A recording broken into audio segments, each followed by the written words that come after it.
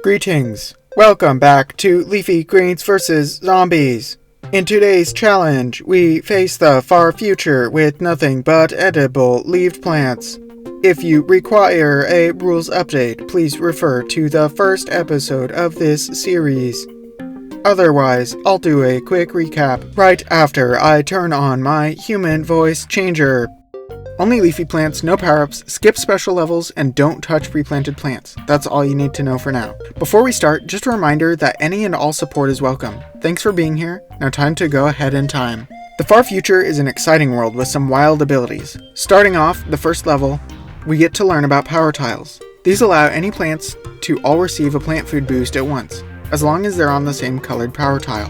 These are going to be a vital catalyst to completing this world, as many tough zombies are present and I have a limited selection of plants. The second and third days are not much more interesting than the first, but on day 3 we do get to add a new team member to the lineup. Blover is a niche plant that will clear any zombies not touching the ground off the board. You might think that Blover's power is useless outside of jetpack zombies, but there's a special synergy between it and another one of our plants. Charred Guard is able to push zombies back, and in doing so, flips them into the air. This lets a well-timed Blover take out even the toughest zombies. This combo is so strong, I managed to beat day 4 with only Charred Guards and Blovers. Day 5 is the first time we have ever had to pick a plant to not take with us, since we finally have 9 usable plants. I decided to leave out the Powercraft Head Butter Lettuce. Beyond that, I thought it would be fun to use only Cabbage Pulp for my attacking plant. On day 6, we don't get to choose our own plants. However, we are gifted with Bonk Choy and Blover. This combination gives us a fighting chance. With lots of patience, we clear the level with a fully intact defense lineup. On day 7, I go with just Charred Guards and Blovers again. I didn't play perfectly and lost a lawnmower, but we did clear the level. Day 8 is a conveyor that gives us no lawnmowers and only Blover to play, so we will skip it. Day 9 has a planting limit, which as we've discussed in the past is irrelevant, especially now since Gold Leaf doesn't take a plant slot. Day 10 was a rough battle. Time and time again, our defenses were compromised and pushed to their limits. Yet I never lost a lawnmower, and the level was complete with a fully intact set. Day 11 is the last stand. 2 cone mechs near the end caused me to shovel most of my lawn in order to survive. Day 12 sends us a heap of Garg mechs. Scary stuff, I know. Besides that, the level is manageable. Day 13 isn't specially significant, other than the constant battle with the all-star mechs. Seriously, so much health. And using Charred Guard means my Bonk Choys can't attack them, and Cabbage Pulps are not good damage dealers. Day 14 gives us a 1400 sun spending limit. This is a surprisingly low number. Even without spending sun on gold leaves, we can barely establish a strong defense with the low sun specification. Nonetheless, our stocked up plant food helps us beat the level first try. Day 15 provides 3 endangered citrons. Fortunately, Charred Guard is a phenomenal defense against the quickly advancing zombies. In addition, Blover allows us to instantly clear any zombies that get too close to them.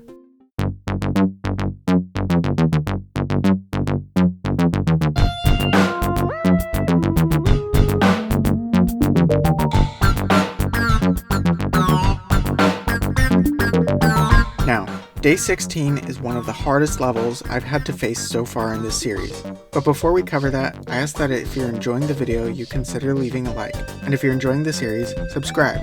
That way you don't miss future videos. This day has a conveyor belt, and it provides us with Bonk Choy, Blover, and that's it. Every other thing is useless. Fortunately, plant food isn't absent, and we are able to use it. I had to give this level a shot. And after a couple of attempts, it seemed like there could be an end in sight, but I had to find the right strategy. After an hour of trial and error, learning the level, what zombies spawn where, and the chances to pull a Bonk Choy off the conveyor, I wasn't too awful far. But still, I hadn't even hit the second flag. At this point, I gave up. I just played the level normally and moved on. But as I began editing, I realized I hadn't given it a fair shot. There was something I neglected.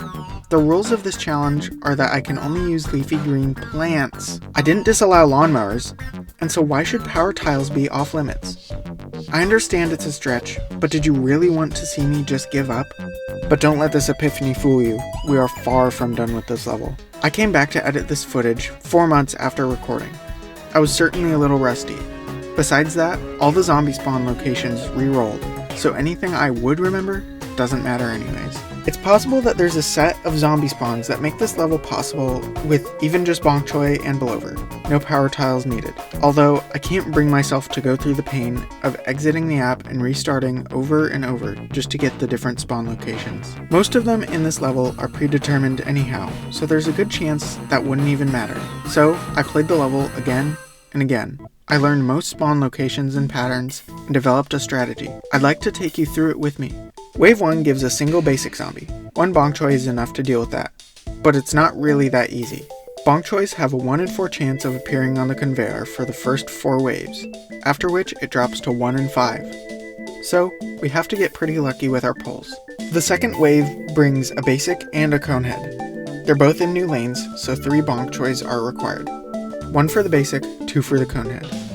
Notably, all defenses go to the far left to maximize stalling time.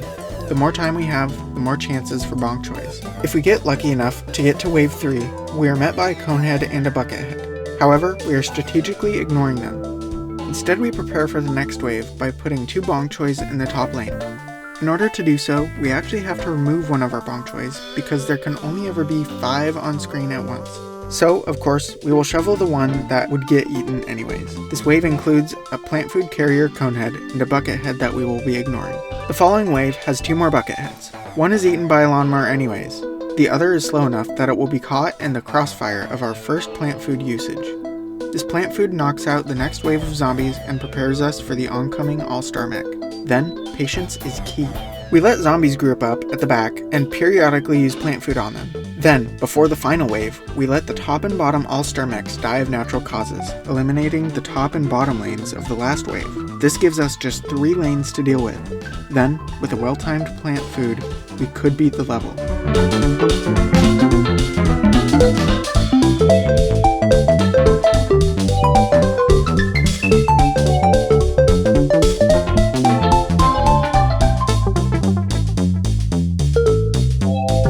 And, just like that, we barely take out the last all-star mech. And I mean, it was close. Less than half a second longer, and I would have had to run it all over again. Finally, after literally hours on day 16, we can move to day 17, which, unfortunately, pre-picks all our plants for us and only gives us an iceberg lettuce.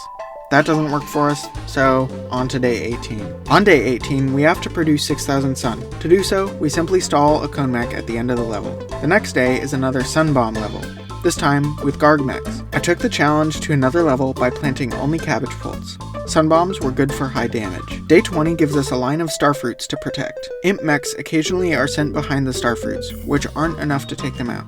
So, a new strategy is needed to keep them from causing too much havoc. Cabbage pults in the back and char guards in the front ended up being the answer. On day 21, we have to produce a lot of sun with few plants. This isn't a huge problem, since Gold Leaf doesn't take a plant slot, and we have no issues completing the sun requirement. Day 22 is the last stand. It's a rough one, too. By the end, we are out of mowers and have barely a bok choy to defend with. We can't spend more than 2,250 sun on day 23. The strategy was simple, and we beat the level easy. More sun bombs on day 24. As a rather anticlimactic end to the world, it gives us little trouble. The boss fight only gives us blowers, definitely not beating Zomboss with a light breeze. And that just about wraps up the far future. If you made it this far, leave me a hashtag LVZFF so I know you were one of the few to commit to the whole video. And just a heads up for future videos of this series, they will likely be getting shorter and shorter. This world marks about halfway in terms of worlds, so I'll be kind of flying through the rest. Anyways, thanks for watching, I'll see you in the next video. Bye.